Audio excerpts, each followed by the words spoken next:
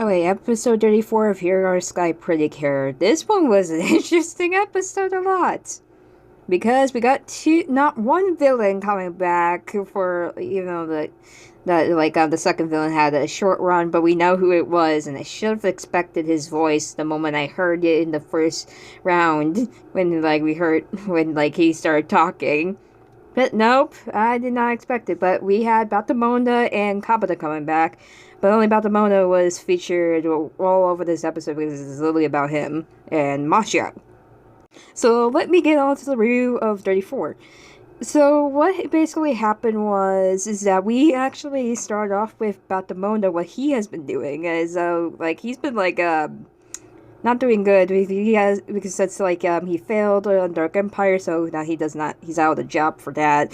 So he's stuck in one of those apartments that are crappy and stuff. Kind of I don't know, at apartments in My Devil Was a Part-Timer, if you think about it, because it kind of looked like that. And then you just have I forgot her name next door. That was a priest that was supposed to destroy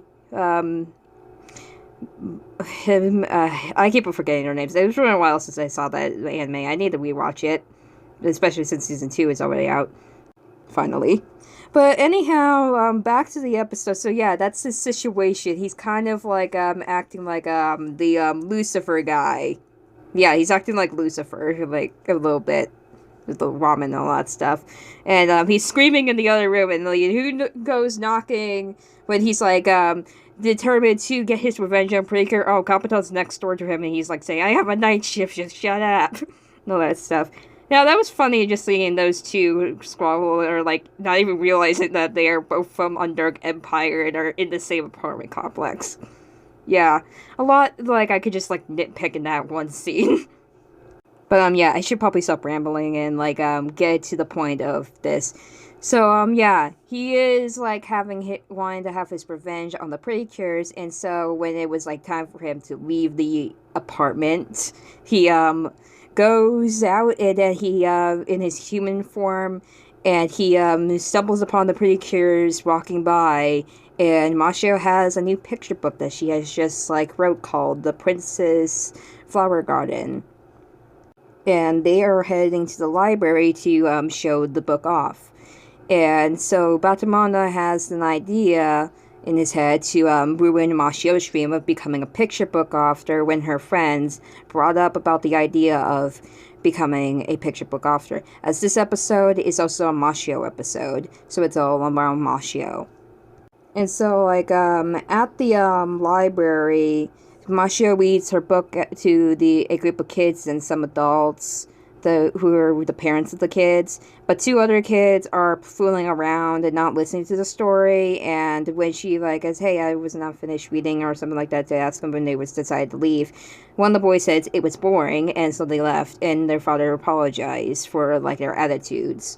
So Mashu just continued to read the book as Sora reminded her about that, and all the other people that were listening to her read her book loved it, including one mother who liked the colors and the art style of the book.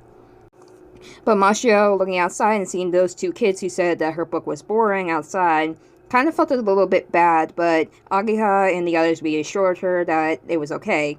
And so, they switched it to the next scene, which was in the park, and they were, surrounded by flowers, kind of symbolizing Mashiro's picture book. And so they were at the park and having fun, and so Mashiro says that she was going to go sit down and write more of her picture book. And as she was thinking about writing more of her picture book, Battamonda comes in his human form and goes by the alias Monda to, talk to Mashiro, and he's he also has this internet dialogue going on in this scene, and it's kind of really annoying at best, but yeah, that definitely pictures Battamonda and probably him dipping into his insanity because of being dropped by Undergu Empire for failing to defeat the Pretty Cures multiple times in his episodes, like any Pretty Cure villain. So yeah, Monda, or Battamonda in this case, that we know is Battamonda, is basically saying that he, goes up with the idea of being an art student, and just, talking to Mashiro, saying that some of the maybe that some people are not going to really like her work and stuff like that. They're going to say it's boring. And actually, that's pretty true. And I have gone through something like that myself. And certainly I could relate to Mashiro and definitely what Battamonda was saying in this. Like, for instance, like my videos here. Like, what I'm saying right now. Like, a lot of people are gonna probably, like, watch, like, some of my videos, except for this, probably the Predicure reviews. But, anyhow, like, something like that. Like, but I don't really care about the views that much. I just, like, care if there's, like, that one person that really likes what I'm doing here, then do that for them. I'll just keep on writing, keep on making my videos and stuff like that just for that one person. So it doesn't really matter, like, how many views I get or something like that. That's kind of what I got from the episode in sort of a way that I understood what was going on. And I think you can, like, understand it, too, from what they're talking about. Even though it's like, from Battamonda's perspective, he was trying to undermine Mashiro and saying that she should quit. But, his, like, plan didn't really work so well, actually. And we had it, like, the other group come over to Mashiro and talk to, Monda. And he's, like, says, he's, like, in this state where his cover's gonna be blown and everything like that. Because, and especially when, like, Ellie-chan saw another batta on his head, which is like another name for a locust, was on his head. And that's what she was supposed to be focused on and what others were trying to like focus on. But he was like screaming that they're going to figure out his identity. All that stuff. And then Scarehead showed up.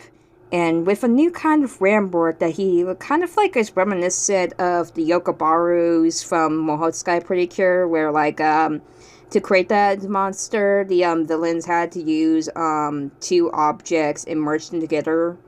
And so that's what he did with a frisbee and a skateboard and the Undergu energy, and it turned into a Kyroborg.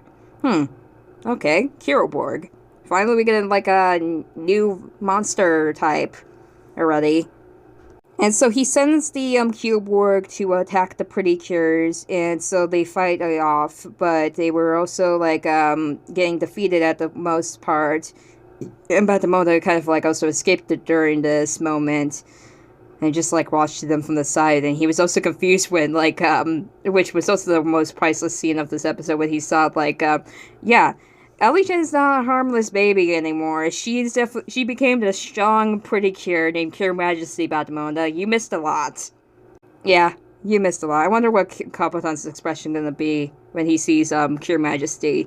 If we're ever gonna get like an episode for him, like since he appeared in this episode, so it's possible. But yeah, they didn't give up, and we're talking about like they were getting prepared for any struggle that they were gonna handle when fighting the monsters. So when the monsters get stronger, they have to be prepared for that struggle. And so Mashiro kind of like thought that same thing too, and what Monda was telling her about like you're gonna have like some people that are not really gonna like your work when you got others that do like your work. So it's like that. And with that confidence, all of them came together to use the majestic Kunikunarum and use majestic halation to defeat the Kyroborg. And Scarehead left. Mashiro did have noticed that, like, Monda was behind them, but in this episode, the Predicure did not even realize that Monda was actually Battamonda.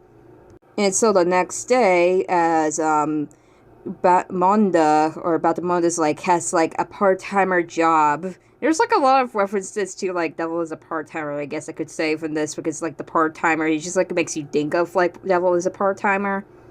Probably not the intentional point, but yeah, it definitely kind of felt like that. Especially since, like, Battamonda kind of looks like a average demon. Or that demon that was with, I forgot his name again, but you know who I'm talking about if you're familiar with Devil is a Part-Timer. And so, like, he has, like, this traffic job, and Mashiro comes up to Mana and, like, thanks him for, like, his support and all that stuff. And that she was going to become a picture book author thanks to him, too. And she hoped that he will become an art student and, like, it makes wonderful art. And so she leaves. And then Battamonda realizes something, like, even though he kind of, like, sort of realizes that his plan did not go into forward action, but he realized just how kind Mashiro was, even not realizing who he really was.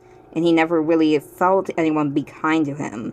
So that might be a good change, that he might think like having revenge on the Pretty Cure might not be as good as he thinks it is, but they might help him out in some point if they ever figure it out that he is who he is and all that stuff. But yeah, that's how the episode ended, which was a nice, neat episode, and kind of like good seeing like the villains like Battamonda and Kabaton come back, even though Kabaton's scene was like a lot shorter than Battamonda's because this was all on Battamonda and Mashiro.